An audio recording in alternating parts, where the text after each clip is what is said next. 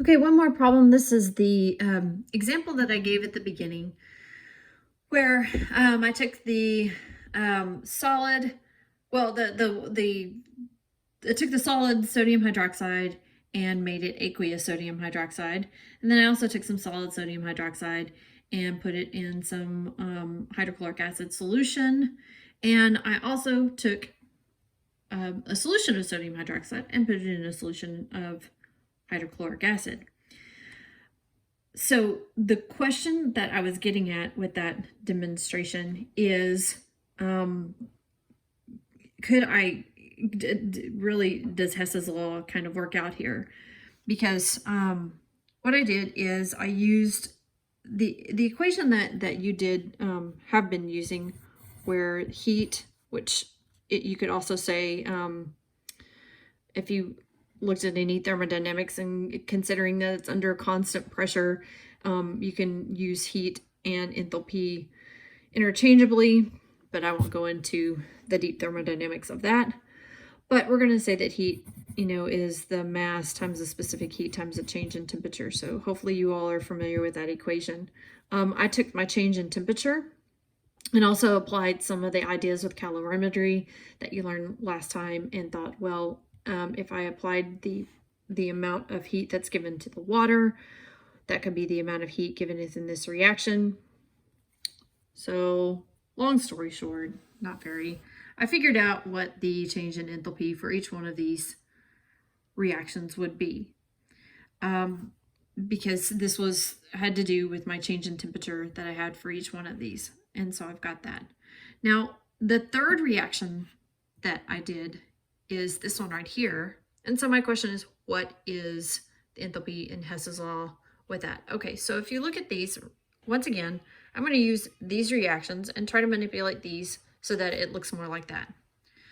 Well, if I just switch this reaction, then my solid sodium hydroxide will cancel out. I'll go ahead and write that again.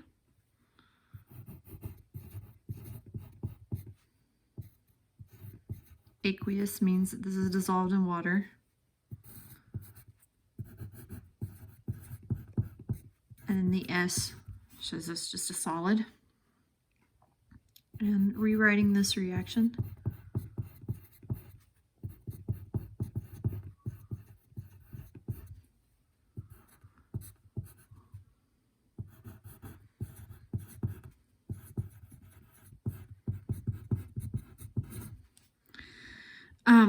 So I'll rewrite the enthalpies also.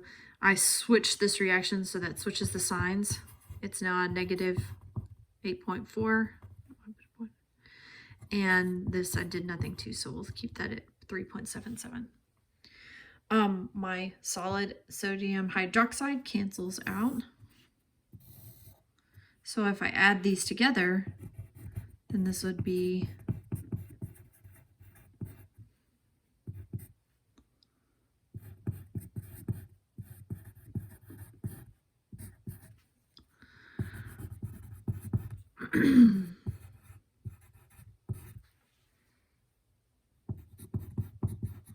okay, this should look just like this. So we've got the aqueous of each of those, and so it does look like that. So Hess's law would say that the difference here would be my enthalpy, and that difference, according to this, should be, 1.93.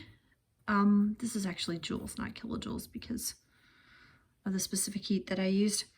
So 1.93. If I say this with a little disappointment, it's because what I actually calculated with this in lab came out to be, and I don't have that right in front of me, but it was something like 0.25 or something really low compared to that. So I'm kind of bummed that that didn't work out as well for a demonstration, but such is life. But anyway, there's that.